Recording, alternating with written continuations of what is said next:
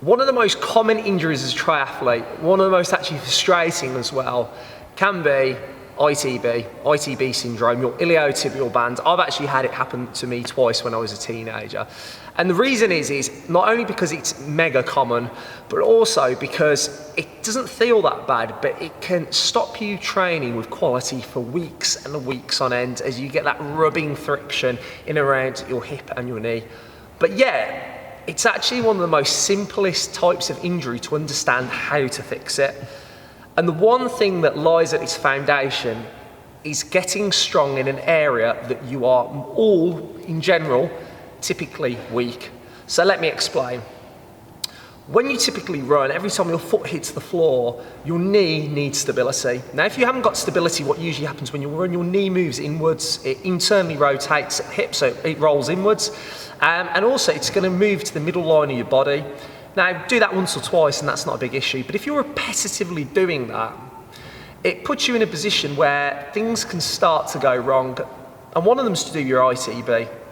So your ITB is attached to a muscle that's called your TFL, tensor fasciae latae, it's a fancy word, doesn't matter. Now, that is a little muscle trying to do a big muscle's job.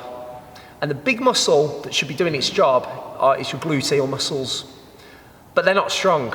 So this little muscle has to do all that work to try and stabilise your knee and keep you running well.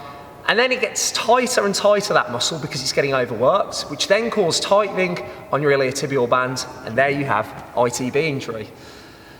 So foam rolling can help, a bit like if I've got a bad back, I can get a massage, but it's not the cure, it's not the antidote. The antidote is you have to get strong in the area that needs to be strengthened, which is your gluteal muscles. If you don't do that, you are going to get injured again.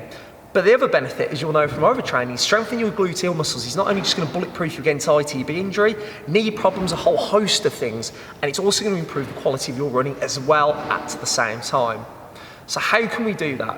One of the things that I'm going to tell you to avoid is, to begin with, for a lot of people, yes, doing, as we call them, Jane Fonda type, low-level strength exercises like leg raises can be okay, but very quickly, you're not going to get very strong from them. When your foot hits the floor, you need a lot of strength.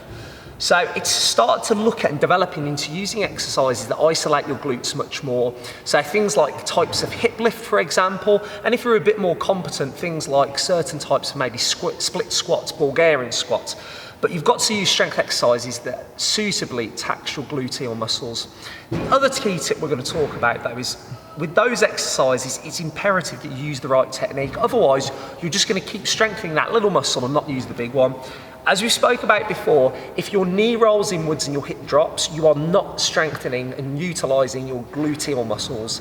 So when you're doing your strength training, it's your chance to think about steering that knee out, pushing through the heel, and making sure we're using those bigger muscles that need to be strengthened to start doing their job.